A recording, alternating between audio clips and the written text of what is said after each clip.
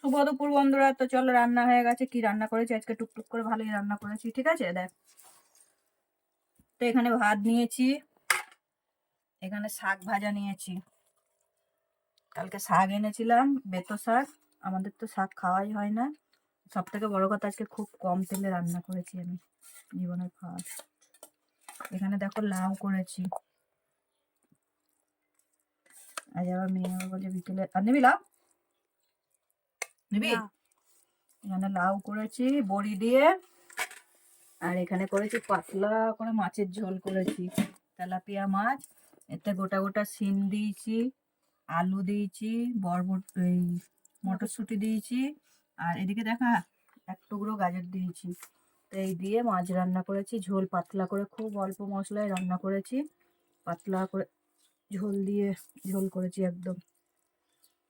তো এইটাই আজকে খাবো, আর আজকে থেকে একদম হালকা পাতলা খাওয়া চালু।